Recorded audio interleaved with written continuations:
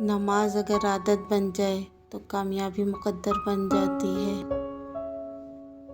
نماز مٹی کے انسان کو سونا بنا دیتی ہے۔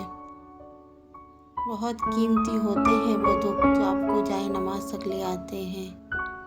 اگر نمازی کو یہ علم ہو جائے کہ کتنی رحمتوں نے اسے گھیر رکھا ہے تو وہ کبھی بھی سجدے سے سر نہ اٹھائے۔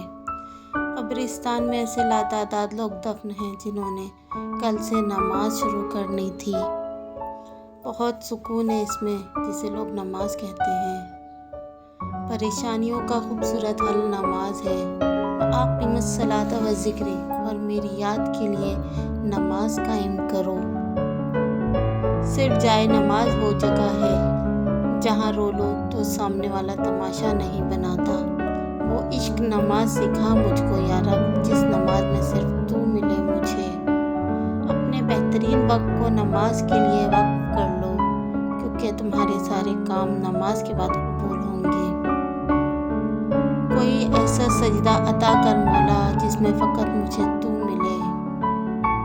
سجدہ کرتے وقت یہ سوچا کرو کہ تم سے بڑا گنہگار کوئی نہیں اور اللہ سے بڑا مہربان کوئی نہیں۔ کیا یہ سزا کافی نہیں کہ اللہ تمہیں سب کچھ دے کر بھی سجدوں کی توفیق نہیں دیتا؟ کل فرصت نہ ملی تو کیا کرو گے؟ اتنی مہلت نہ ملی تو کیا کرو گے؟ روز کہتے ہو کل سے پڑھیں گے نماز، کل آنکھ نہ کھلی تو کیا کرو گے؟